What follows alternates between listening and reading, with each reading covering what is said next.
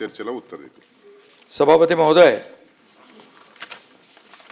सभागृहामध्ये नियम 259 अन्वये अंतिम आठवड्यावर प्रस्ताव झाली प्रस्तावावर चर्चा झाली.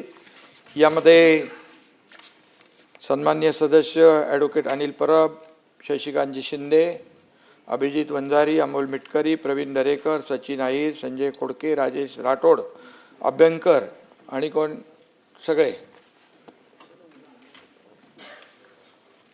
झाले ना, इतर सर्व सदस्यांनी या बाबतीमध्ये सरकारला सूचनाही केल्या. काही यामध्ये प्रश्नही मांडले, समस्याही मांडल्या. या सर्व सदस्यांचं मी मनापासून अभिनंदन करतो. आणि खरं म्हणजे विधान परिषद हे सर्वोच्च सभागृह आहे आणि या ठिकाणी लोकांच्या प्रश्नांवर, समस्यांवर अभ्यासपूर्ण चर्चा होणं हे सगळ्यांनाच अपेक्षित असतं. या महाराष्ट्रातल्या जनतेला देखील अपेक्षित असतं. अधिवेशन मुळात त्यासाठीच होत असतं आणि म्हणून सभागृहातले सदस्य आपल्या समस्यांवर, राज्याच्या समस्यांवर, मतदारांच्या समस्यांवर, इतर विषयांवर काय चर्चा करतात आणि यावर देखील सगळ्यांचंच लक्ष असतं.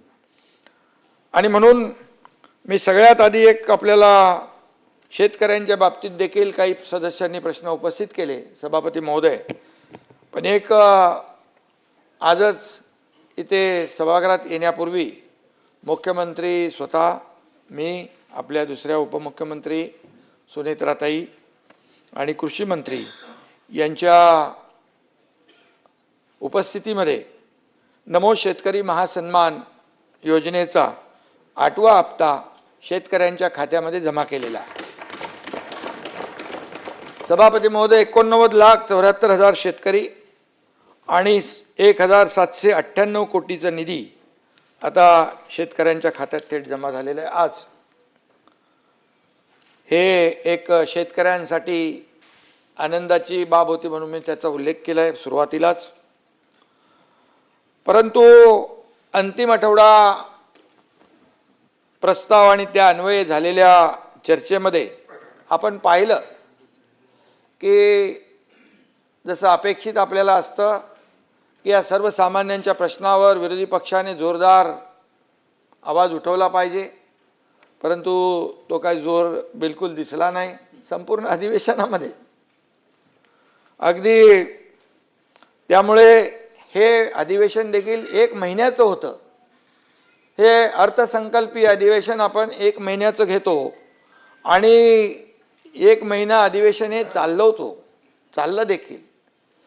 परंतु कितीतरी प्रश्न या अधिवेशनामध्ये मांडता आले असते, परंतु ते दुर्दैवाने तसं झालं नाही. त्यामुळे विरोधी पक्ष पूर्णपणे प्रभावहीन आणि काय कोणाच पायपूस नाही, गलितगात्र प्रकारचं अशा प्रकारचं दृश्य या ठिकाणी आपण पाहिलं. सभापती महोदय, महायुती सरकार दुसऱ्यांदा सत्तेवर आलेलं आहे. त्यानंतरचं हे दुसरं बजेट आहे. अधिवेशन आणि एकूण 5वं विधिमंडळ अधिवेशन आहे आणि सरकार या ठिकाणी न थकता न थांबता काम करतंय. लोकांच्या कल्याणासाठी अनेक योजना आपण राबवतोय. जसं आपण आताच सांगितलं, मी मगाशीच म्हणालो की शेतकऱ्यांच्या खात्यात देखील आताच पैसे जमा करून आलो. आणि म्हणून अशा अनेक योजना ज्या सुरू केलेल्या आहेत, अनेक प्रकल्प आपण सुरू केलेले आहेत, ते पुढे जात आहेत, हे राज्य पुढे जात आहे. आणि म्हणून विरोधी पक्ष म्हणून देखील सत्ताधारी पक्षाबरोबर विरोधी पक्षाची देखील तेवढीच जबाबदारी असते. सत्ताधारी पक्ष आणि विरोधी पक्ष ही रथाची 2 चाकं आहेत असं आम्ही मानतो. परंतु विरोधी पक्ष फक्त विरोधाकरता विरोध न करता चांगल्या ह्याच्यामध्ये देखील विरोधी पक्षाने सहकार्य करावं अशा प्रकारची भूमिका आमची आहे. परंतु महाराष्ट्र हिताचा विचार या ठिकाणी मांडण्याचं हे सभागृह आहे, वरिष्ठ सभागृह आहे. दुर्दैवाने अशा प्रकारचं काही झालं नाही. महाराष्ट्राला आपल्याला एका उंचीवर न्यायचं आहे.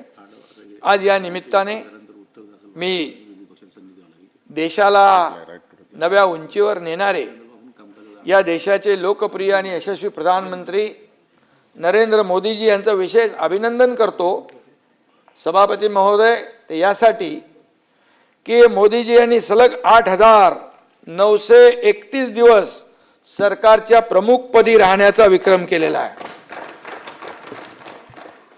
आणि या सभागृहाच्या वतीने या महाराष्ट्राच्या 13 कोटी जनतेच्या वतीने मी त्यांचं मनापासून अभिनंदन करतो।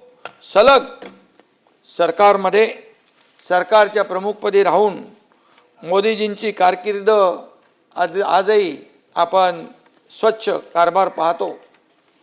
भ्रष्टाचाराचा एकही डाग नसलेला प्रधानमंत्री म्हणून त्यांचं नाव लौकिक आहे। बेदाग यापूर्वी देखील मी म्हणालोय हे बेदाग प्रधानमंत्री आहेत आणि म्हणून यापूर्वीचं मी काय आता 2014 पूर्वीच्या याच्यात जात नाही आहे, त्यापूर्वीची परिस्थिती काय होती त्याच्यामध्येही मला जायचं नाही आहे, परंतु त्यांनी एकही सुटी न घेता एक समर्पित भावनेनं या देशाला वाहून घेतलेलं आहे आणि या देशाचं नाव लौकिक जगभरामध्ये वाढवण्याचं काम ते करत आहेत। त्यामध्ये जर 12 वर्षाच्या कर्तृत्वाचा आणि कामगिरीचा आढावा आपण घ्यायला गेलो तर त्याला दिवस पुरणार नाही, परंतु एक ऐतिहासिक काम त्यांनी केलं आहे आणि म्हणून त्यांच्या नेतृत्वाखाली देश महासत्तेकडे चालला आहे। त्यासाठी आपण राजकारण बाजूला ठेवून पुढे जायला पाहिजे आणि आपल्याला अभिमान आहे की त्यांच्या $5 ट्रिलियन इकॉनॉमी गोलमध्ये आपलं महाराष्ट्राचं योगदान आपलं मोठं आहे। ही सभागृहाचं कामकाज संपेपर्यंत वाढवण्यात येतं। आपलं महाराष्ट्राचं योगदान मोठं आहे आणि म्हणूनच या ठिकाणी आपण राजकारण न करता या राज्याच्या विकासामध्ये सगळ्यांनी आलं पाहिजे। काल इथं निरोपाचं भाषण होतं, काही लोकांनी निरोपाचं भाषण करता करता आरोपाचंच भाषण सुरू केलं। निरोप समारंभाचा आरोप समारंभ झाला। खरं म्हणजे मी तर चांगलं बोललो होतो, मला कधी निरोप समारंभाला कुणावर टीका करायला आवडत नाही, माझा तो स्वभाव नाही, परंतु कालचं जे निरोप समारंभाचा आरोप समारंभामध्ये बदल झाला ते पाहिल्यानंतर सभापती महोदय दिलीप प्रभावळकरांचा एक चित्रपट आठवला, चौकट राजा। त्यात एक गाणं होतं, मी असा असा कसा वेगळा वेगळा, नीलमताईंना माहीत असेल ते। या सभागृहात काल कवितांचा माहोल होता, टोमणे सम्राट देखील आपण पाहिले आणि मला विंदा करंदीकरांची कविता एक आठवली। काल विंदा करंदीकरांची कविता इथं आली, उंचीनं आपुली वाढते फारसा वाटून हेवा, उंचीनं आपुली वाढते फारसा वाटून हेवा, श्रेय जास्ते त्यास द्यावे एवढे लक्षात ठेवा। ती पूर्वजांची थोरवी त्या पूर्वजांना गौरवी, तीन कामी आपुल्या एवढे लक्षात ठेवा। ही विंदा करंदीकरांची कविता आहे। काही जण काल म्हणाले सभागृहात आलं नाही तरी चालतं पण निरोप समारंभाला यायला पाहिजे। सभापती महोदय हे म्हणजे असं झालं, भजनाला नाही मात्र भोजनाला मात्र न चुकता यायला पाहिजे आणि म्हणून सभागृहात 6 वर्ष ड्रॉप आणि आलं तर डायरेक्ट सेंड ऑफ अशा प्रकारची काही परिस्थिती काल पाहिली। करोना संकटापासून शेतकऱ्यांवर आलेली आपत्ती, नैसर्गिक संकट, अतिवृष्टी यासारखे राज्यासमोरील महत्त्वाचे प्रश्न मांडायला जे सभागृहात नव्हते ते काल फक्त आरोप करायला आले होते। आपण इथं विकासाचं गाणं गायला आलोय, विकासाला पुढे न्यायला आलोय, वैयक्तिक सुखदुःखाचं रडगाणं मांडायचं हे सभागृह नाही आहे, परंतु सार्वजनिक जीवनात असलेल्या सर्वांनी एक गोष्ट लक्षात ठेवली पाहिजे। मी एवढंच सांगतो सभापती महोदय, पैर की मोच और छोटी सोच, पैर की मोच और छोटी सोच हमें आगे बढ़ने नहीं देती। टूटी कलम और औरों से जलन, टूटी कलम और औरों से जलन खुद का भाग्य लिखने नहीं देती। काम का आलस और पैसों का लालच हमें महान बनने नहीं देती। बोलो अभी, दुसऱ्याचा हेवा करून आपल्याला काही मिळू शकत नाही। दुसऱ्याची रेष छोटी करून आपली रेष मोठी होत नाही, त्यासाठी आपली रेष मोठी करावी लागते आणि ती कामाच्या माध्यमातून करावी लागते। हे मी मुद्दाम या ठिकाणी सांगतो, मी हे बोलणार नव्हतो, परंतु सगळ्यांनी चांगल्या भावना मांडल्यानंतर या ठिकाणी जे काही उत्तर आलं त्या उत्तरामुळे या ठिकाणी मी हे बोलतोय. कोविड काळात केलेल्या कामाचं एक पुस्तक काढा, त्याचं डॉक्युमेंटेशन करा, अशी विनंती मुख्यमंत्री महोदयांना केली. चांगली मागणी आहे, चांगलं आहे, करायलाच पाहिजे, त्या आठवण आपल्याला राहिलीच पाहिजे. पण त्यात बऱ्याच गोष्टी घ्याव्या लागतील.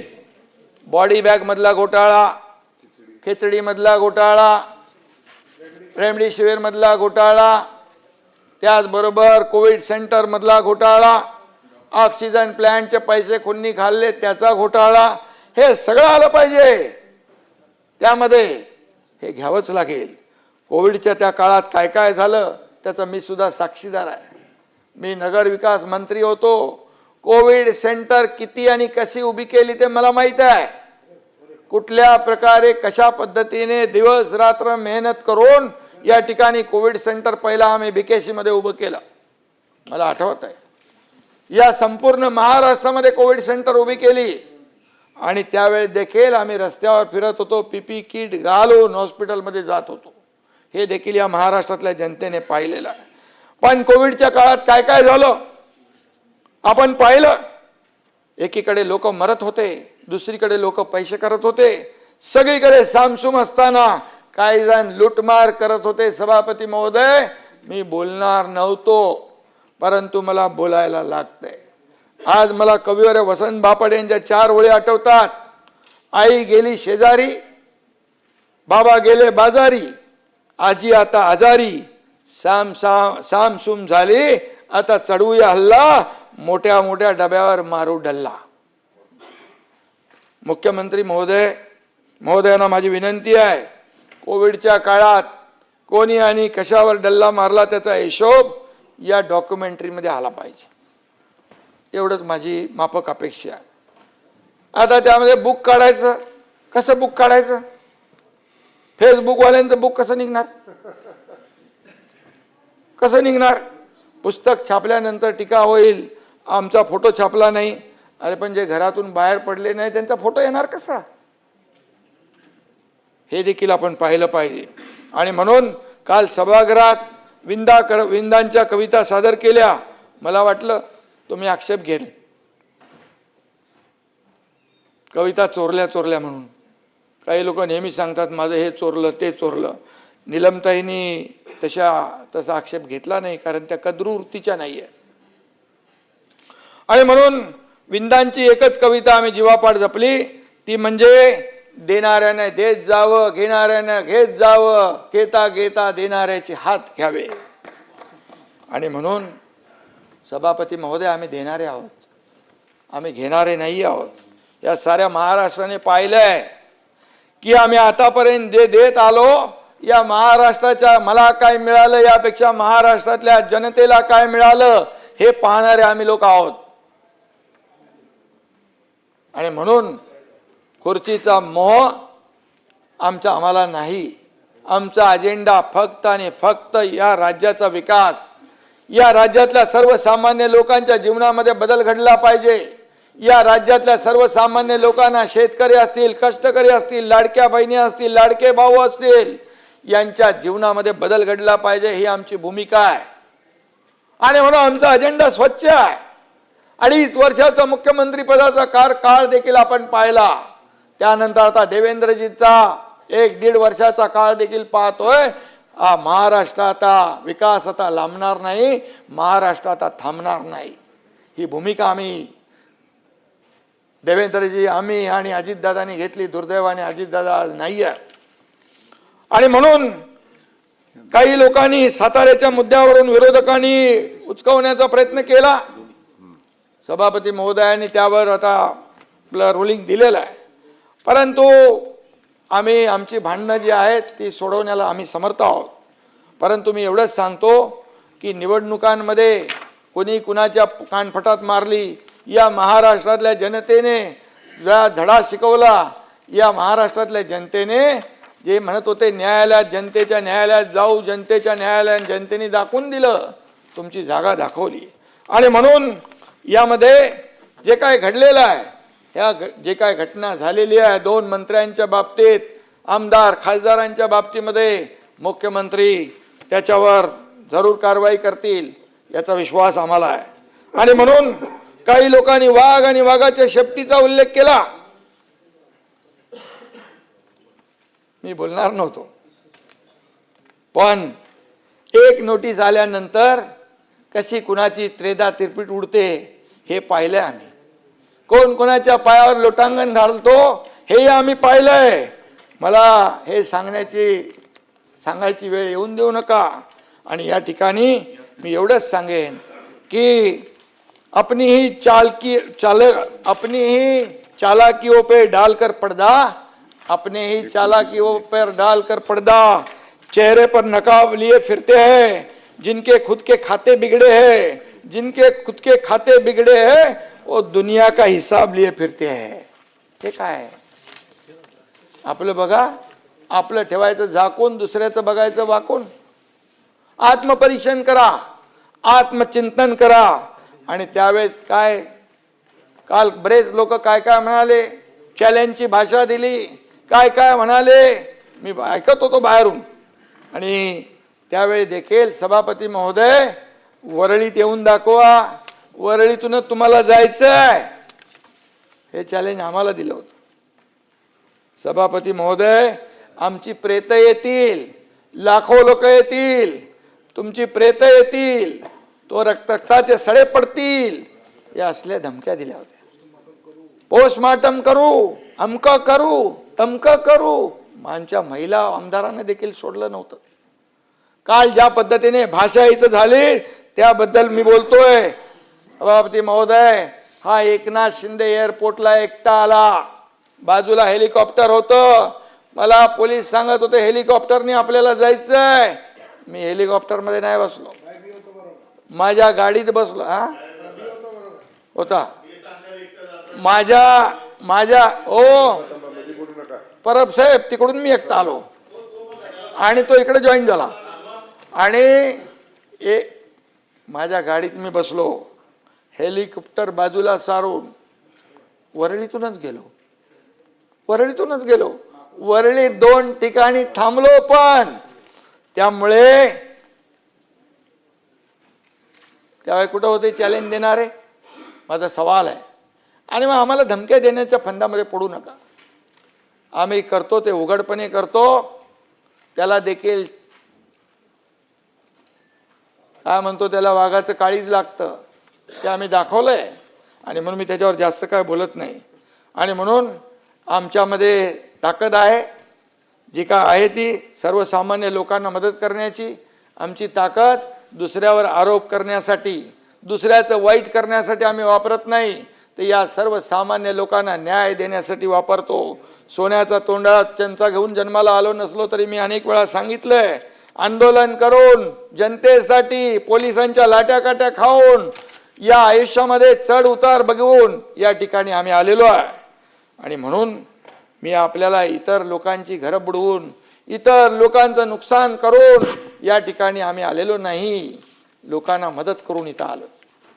आणि म्हणून घरादारावर तुळशी पत्र ठेवून रात्रंदिवस मेहनत करून, रक्ताचं पाणी करून या ठिकाणी आलेलो आहे. आणि म्हणून याचा आम्हाला अभिमान आहे, याचं समाधान देखील आहे, याचा आनंदही आहे की आम्ही लोकांच्या जीवनामध्ये बदल घडवू शकलो, शेतकऱ्यांना मदत करू शकलो, लाडक्या बहिणींची योजना सुरू करू शकलो, लेक लाडकी लखपती योजना सुरू करू शकलो, मुलींचं उच्च शिक्षण मोफत करू शकलो. कितीतरी योजना आम्ही आणल्या, याचा आनंद आणि समाधान आहे.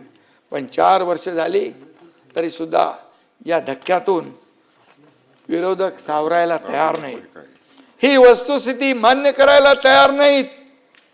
किती वर्ष तीच जळजळ, किती वर्ष तीच मळमळ राहणार. मला कल्पना आहे,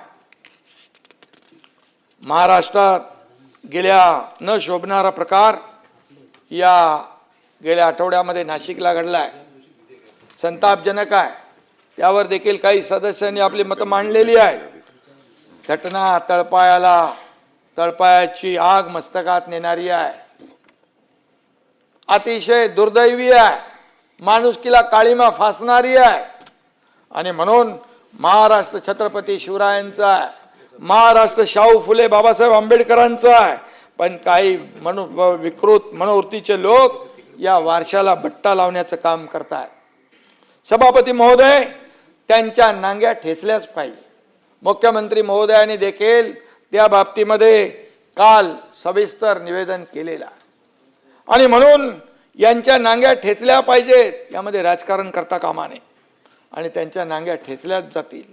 अशा प्रकारच्या कुठल्याही भोंदू बाबाला कुठल्याही प्रकारचा कोणी सोडणार नाही. अशा प्रकारचं काम हे सरकार करेल. आपण सगळे लोकप्रतिनिधी आहेत, तुम्ही विरोधी बाकावर आहात, आम्ही सत्ताधारी बाकावर आहात, पण आपल्यात राजकीय मतभेद असतील, पण महाराष्ट्राच्या नावाला काळीमा लागणार नाही, राज्याची मान शर्मेने खाली जाणार नाही, याचा आपण सगळ्यांनी विचार केला पाहिजे. सगळ्यांची जबाबदारी आहे. एकमेकांवर चिखलफेक करण्यापेक्षा खरा सारख्या राक्षसी आणि नीच वृत्तीला ठेचलं पाहिजे, अशी भूमिका आमची आहे. अशा वृत्तींचा समूळ नायनाट करणं ही सरकारची भूमिका आहे. आणि म्हणून या ठिकाणी सगळ्यांनी या राजकारण न करता या सामोरं गेलं पाहिजे.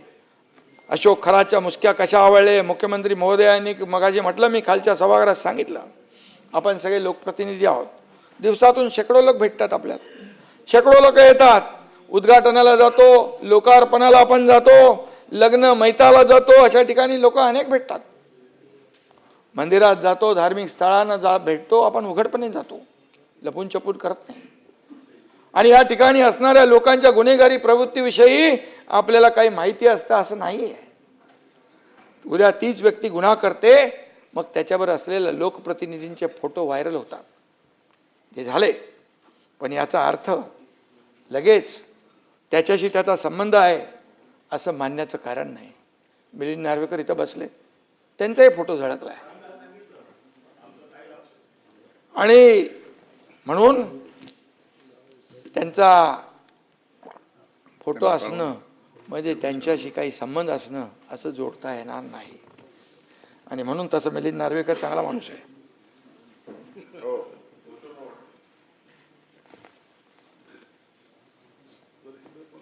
फोटोचं बोललात तुम्ही, पण काही लोकांचे तर फोटो आहेत.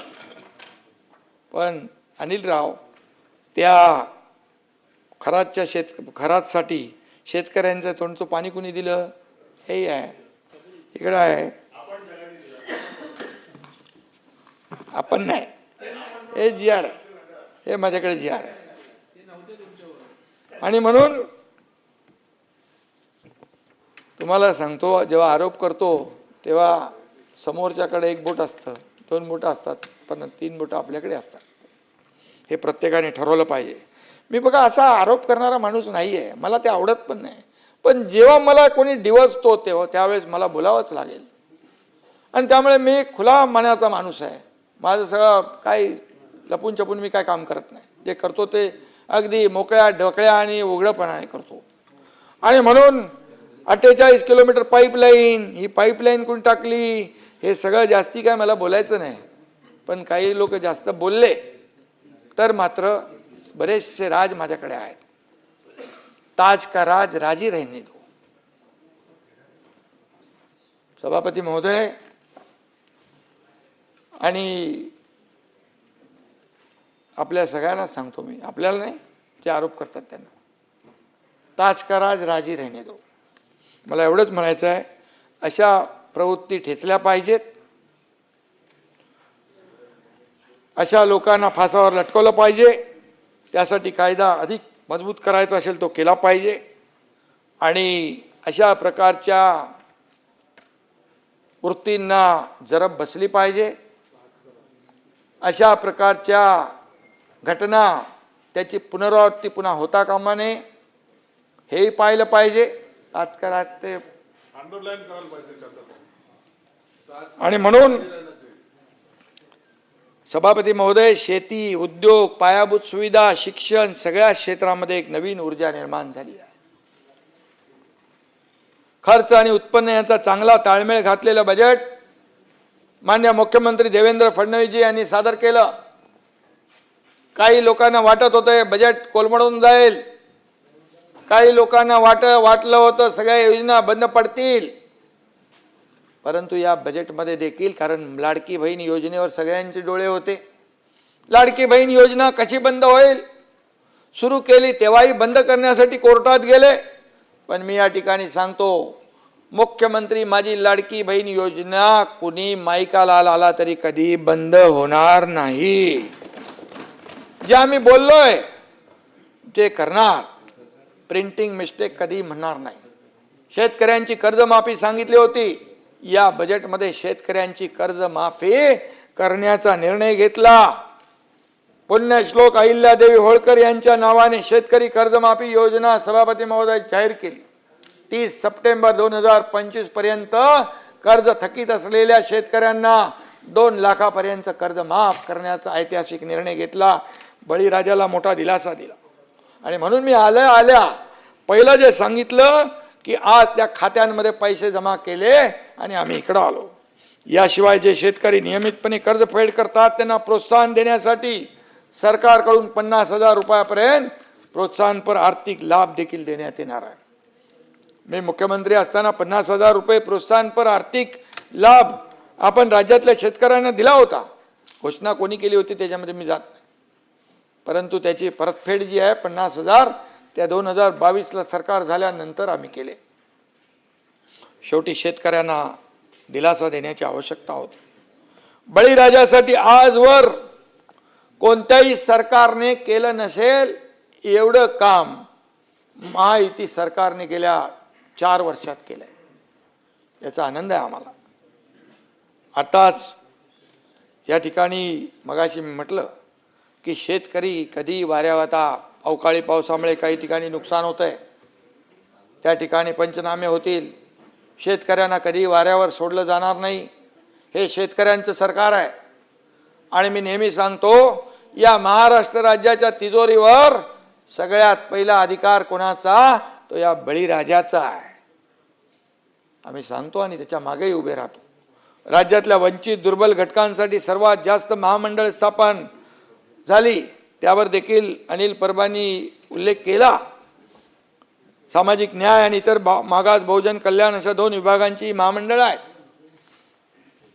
त्यामध्ये निधीचा विषय काढला आपण, परंतु या सर्व महामंडळांना निधी देणं ही सरकारची जबाबदारी आहे आणि सरकार तो निधी देण्यास कटिबद्ध आहे.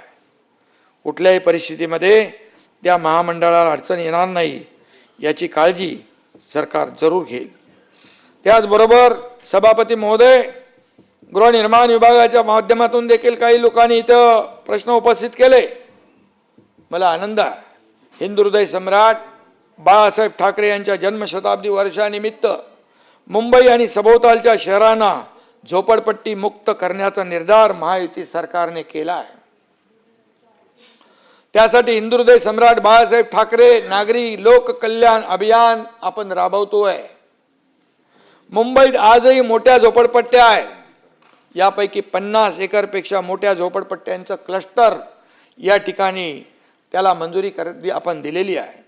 या झोपडपट्ट्या ज्या आहेत त्याचं बायोमेट्रिक सर्वेक्षण प्लॅनिंग करून अधिकृत क्लस्टर म्हणून मान्यता देण्याची कार्यवाही फास्ट ट्रॅकवर पूर्ण केली जाईल. जास्तीत जास्त क्लस्टर योजनांची निविदा प्रक्रिया तातडीने राबवली जाईल. झोपडीधारकांना नवीन रिहाब इमारतींमध्ये राहताना मेंटेनन्स खर्च परवडत नाही, म्हणून सरकारने कॉर्पस फंडामध्ये मोठी वाढ केली आहे. यापूर्वी सभापती महोदय कॉर्पस सरसकट 40,000 रुपये प्रति सदनिका होता. आता त्यात मोठी वाढ करण्यात आलेली आहे. 70 मीटर उंचीपर्यंतच्या इमारतींसाठी 1 लाख रुपये प्रति टेनामेंट. दरेकर आहेत ना इकडे? 70 ते 120 मीटर 2 लाख रुपये प्रति टेनामेंट. 120 मीटरपेक्षा जास्त उंचीच्या इमारतांसाठी 3 लाख रुपये प्रति टेनामेंट एवढी रक्कम कॉर्पस म्हणून विकासक सोसायट्यांना देणार आहे. याबाबतची अंतिम अधिसूचना आजच काढतो आपण. यामुळे रिहाब इमारतींची देखभाल योग्य रीतीने होईल. झोपडपट्टी वासियांना बिल्डिंग इमारतीमध्ये गेल्यानंतर काळजी मुक्त राहता येईल. सरकारच्या माध्यमातून राबवलेल्या योजनांमध्ये आजवर 180, 225, 269 चौरस फूट आकाराची घरं देण्यात आली. त्या सर्वांना पुन्हा 30 वर्षे थांबावं लागत होतं रिडेव्हलपमेंटसाठी. आता आम्ही तो अन्याय दूर करत आहोत. यापैकी अनेक इमारती मेंटेनन्स अभावी जीर्ण झाल्यात. या इमारतींचा पुनर्विकास हाती घेतला जाईल. त्या इमारतीमधल्या रहिवाशांना 300 चौरस फूट घरं मिळतील असा देखील निर्णय आपण अनिलराव घेतला आहे. या धोरणाची अंमलबजावणी आता लवकर सुरू होईल. मुंबई स्लम फ्री करताना नवीन झोपडपट्ट्या वाढू नयेत यासाठी देखील दक्षता घेतलेली आहे. कडक उपाय त्याच्यामध्ये योजलेले आहेत. नवीन हाऊसिंग धोरणामध्ये बाळासाहेब सांगायचे 40 लाख लोकांना मोफत घरं द्या. त्यावेळेस लोकांना ते सत्य नव्हतं, परंतु ते आम्ही सुरू केलं आहे. रमाबाई आंबेडकर नगर, कामराज नगर, 17,000 लोकांची पुनर्विकास योजना सुरू झाली आहे.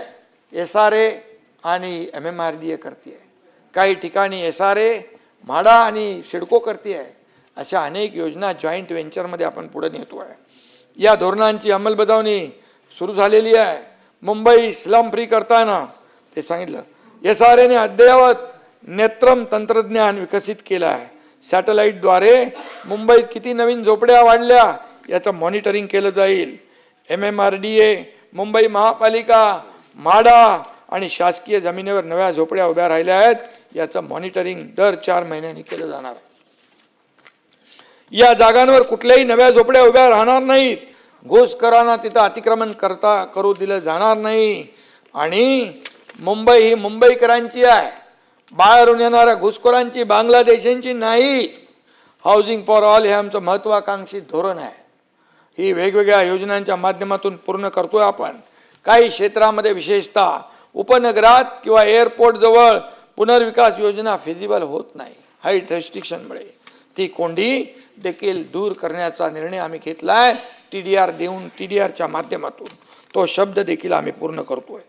प्रत्येकाला 300 चौरस फुटापर्यंत अधिकार आणि 500 चौरस फुटापर्यंत फ्री रिकन्स्ट्रक्शन यासाठी इन्सेंटिव्ह FSI ची तरतूद यामध्ये केलेली आहे.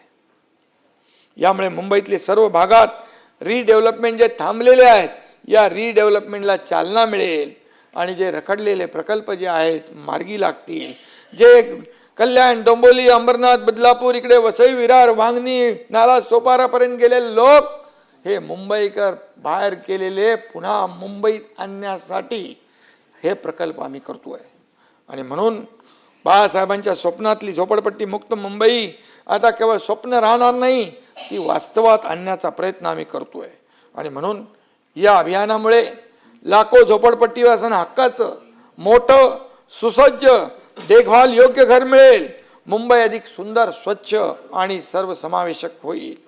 आणि म्हणून मी आपल्याला एवढंच सांगतो की आता इथं प्रवीण दरेकरांचा पण आहे ना आपला कुठला तो स्वयं पुनर्विकास, यामध्ये देखील स्वयं पुनर्विकासाच्या माध्यमातून छोट्या छोट्या ज्या इमारती आहेत त्यांचा देखील ते नगरविकासचे काही निर्णय आपल्याला शिथिल करायचे आहेत, काही बदल करायचे आहेत, ते देखील आपण या ठिकाणी करू. घोषणा नुसत्या आम्ही करत नाही. यामध्ये या क्लस्टर योजनेसाठी, या समूह विकास योजनेसाठी जेव्हा 2022ला माहितीचं सरकार आलं तेव्हापासून याची सुरुवात झाली. आणि ती सुरुवात करता करता आपण अंतिम टप्प्यात पोहोचलेलो आहे. त्याचबरोबर महामंडळांच्या बद्दल मी मगाशी बोललेलो आहे. आणि कुठल्याही परिस्थितीमध्ये कुठलेही लाभार्थी, त्या महामंडळाची लाभार्थी वंचित राहणार नाहीत याची काळजी आपण घेऊ. परंतु या ठिकाणी स्वतःच्या स्वार्थासाठी आपल्या लोकांना, कुटुंबाला आणि राज्याला सुद्धा वेटीला काही लोक धरतात. ते शेवटी आपण त्यांचा देखील बंदोबस्त या ठिकाणी पोलीस करतायत. आणि म्हणून पोलीस दिवसेंदिवस स्वतःला अपडेट करतायत. मध्यंतरी मायक्रोसॉफ्टच्या सहकार्याने महाक्राईम OS AI ही एक आगळी वेगळी AI प्रणाली आपण सुरू केलेली आहे. सायबर गुन्हेगारी विरुद्धच्या लढ्यातली ही सगळ्यात मोठी क्रांती आहे. या ठिकाणी मी जेव्हा मुख्यमंत्री होतो तेव्हाही भरती सुरू झाली. आता देवेंद्रजी काळात देखील 15,000पेक्षा अधिक पोलीस शिपायांची भरती होती आहे. आणि त्याचबरोबर जे गुन्हेगार आहेत, क्राईम जो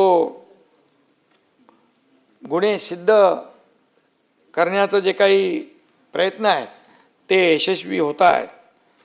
कन्व्हिक्शन रेट जो आहे तो वाढतो आहे, कारण गुन्हा सिद्ध होऊन त्याला सजा लागली तर त्या गुन्ह्यावर जरब बसते.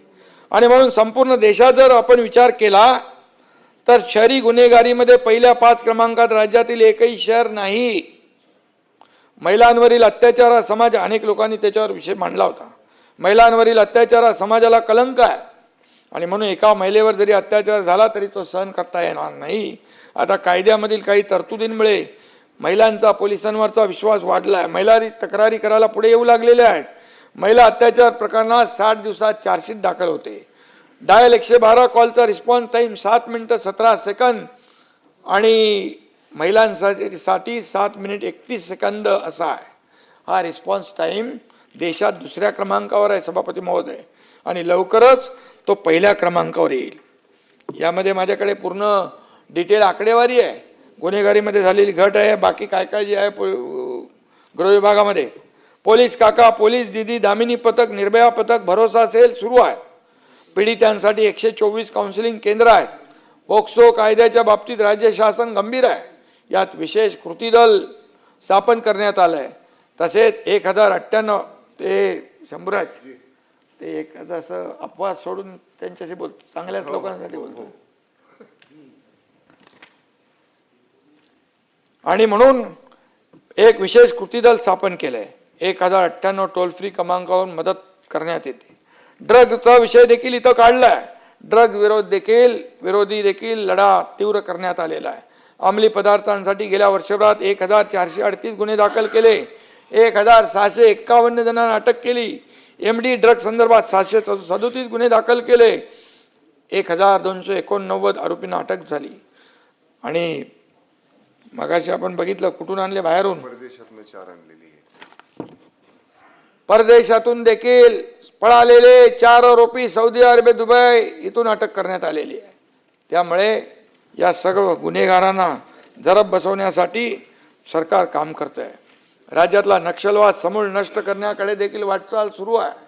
मी या ठिकाणी सांगू इच्छितो, या देशाचे गृहमंत्री अमित शाह साहेबांनी देखील नक्षलवाद मुक्त भारत हे अभियान सुरू केलेलं आहे. आणि आपण पाहिलं की गेल्या वर्षी 128 माओवाद्यांनी आत्मसमर्पण केलं. 10 नक्षलवादी मारले गेले. संपूर्ण देशभरातले आपले गडचिरोली तर कायम बहुतेक संपले. गडचिरोलीमध्ये तर आता उद्योग सुरू झाले. तिथं लोकांच्या आता हजारो लोकांना काम मिळू लागलं. तिथं स्टील हब होतोय. त्या ठिकाणचं इन्फ्रास्ट्रक्चर, शाळा, हॉस्पिटल सगळं सुरू आहे. आणि त्यामुळे मायनिंग वाढते आहे.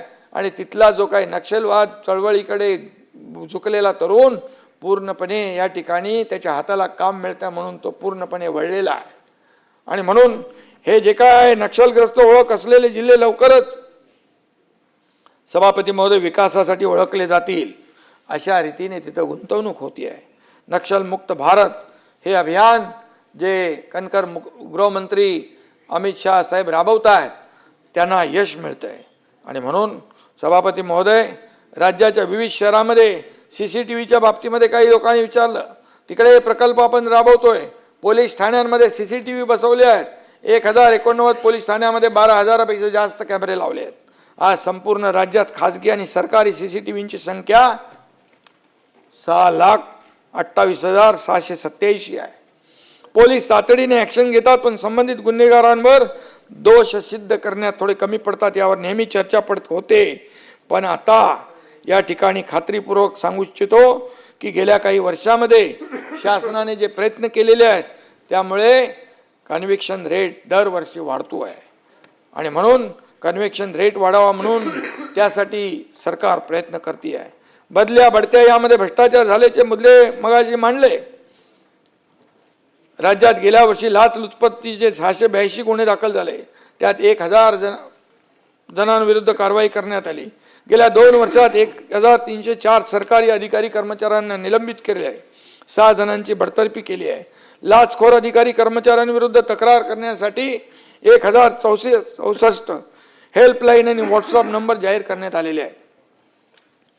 याशिवाय मोठ्या प्रमाणावर नागरिकांमध्ये जागृती करण्यात येते. विरोधी पक्ष जरी राज्याच्या विकासावर काही बोलत नाहीत, पण बिनबुडाच्या आरोपांनी टोमणे मारण्यात धन्यता मानतात, हे दुर्दैव आहे. आणि म्हणून महायुती सरकार आपलं काम करते आहे. 4 वर्षापूर्वी महाराष्ट्राचं जे विकास पर्व सुरू झालंय ते यापुढे देखील सभापती महोदय कायम चालू राहणार आहे. आणि म्हणून महायुती सरकारचं, त्याचबरोबर मगाशी अनिल परबांनी एक मुद्दा मांडला होता, भरत कळसकर, या बाबतीमध्ये मी माहिती घेतली ताबडतोब.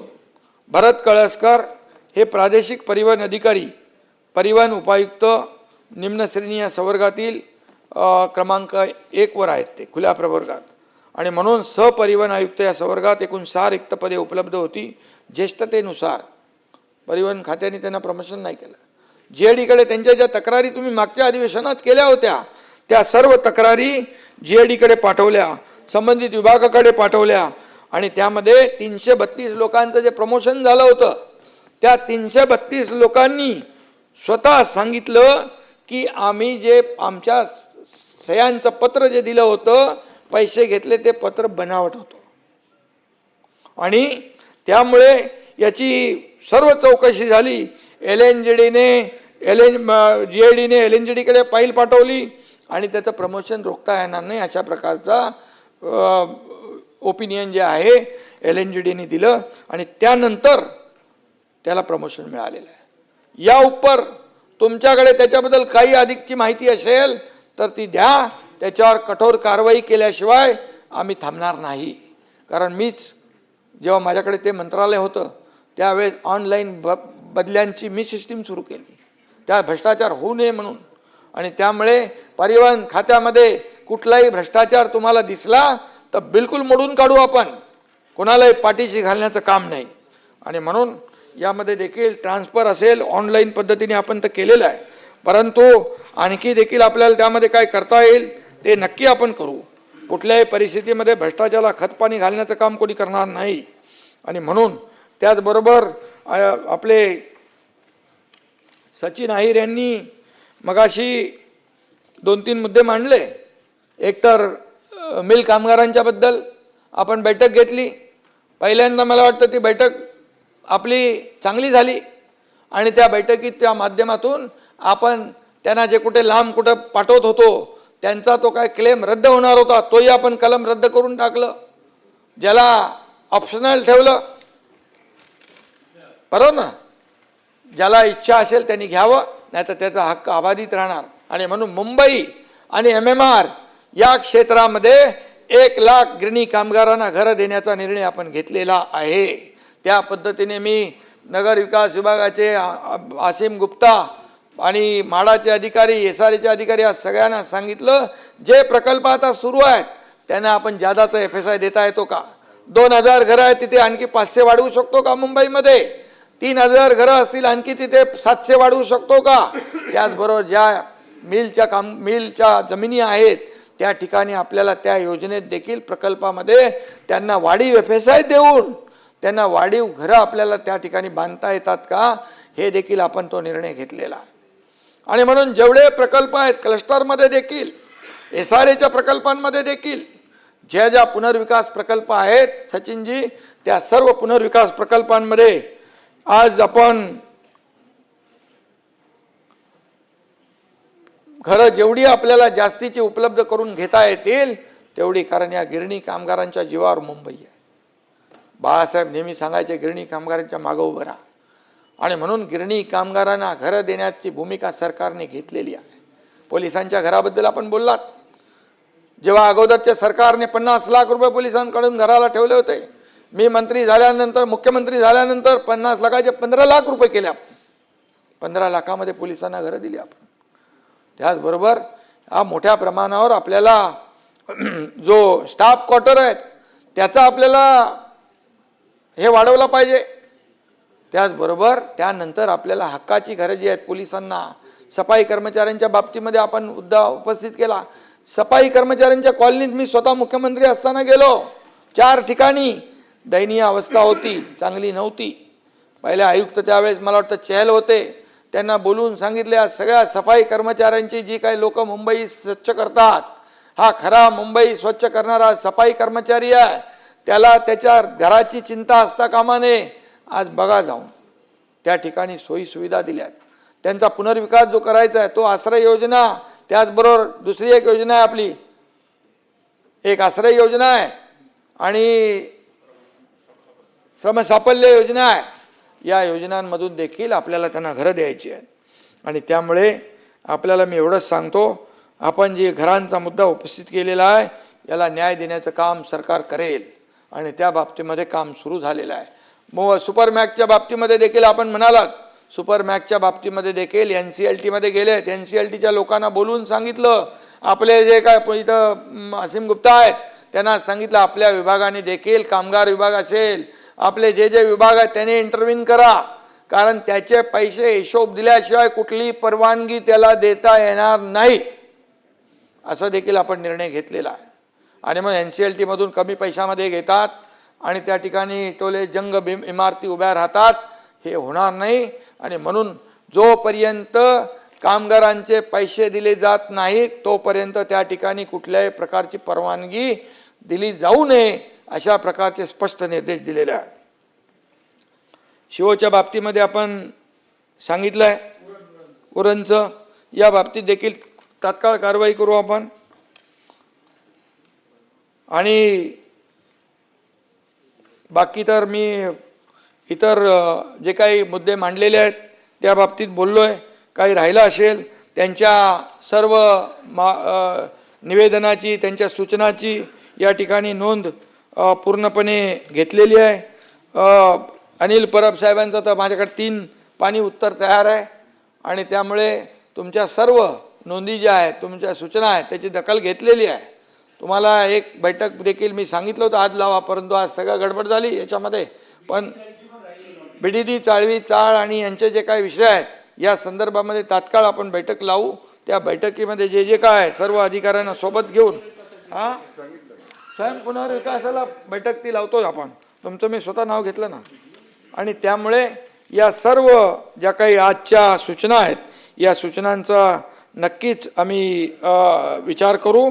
आणि मी सभापती महोदय एवढंच सांगतो की जाता जाता एक अधिवेशन जे आहे हे अधिवेशन सर्वसामान्य राज्यातल्या लोकांना न्याय देण्यासाठी असतं. आणि म्हणून याचा पूर्णपणे या वरिष्ठ सभागृहाचा या अधिवेशन काळामध्ये सगळ्यांनी या राज्यातल्या जनतेसाठी आपण वापर केला पाहिजे. जनतेला न्याय मिळवून देण्यासाठी या ठिकाणी मुद्दे उपस्थित केले पाहिजेत, अशी भूमिका सरकारची आहे. आणि 1 महिना आपलं अधिवेशन चाललेलं आहे. सरकार प्रत्येक तुमच्या प्रश्नाला उत्तर द्यायला बांधील आहे, उत्तर द्यायला तयार आहे. फक्त आपण या पद्धतीने त्या ठिकाणी लोकांचे प्रश्न मांडले पाहिजे. आणि एवढंच माझी आपल्याकडून अपेक्षा आहे. मी फक्त जाता जाता एवढंच सांगतो, एक भाषण संपवताना एक 4 ओळी ज्या आहेत त्या मी बोलू. चांगलं तुम्हाला तर मी काय शिव्या द्यायचं काम करत नाही.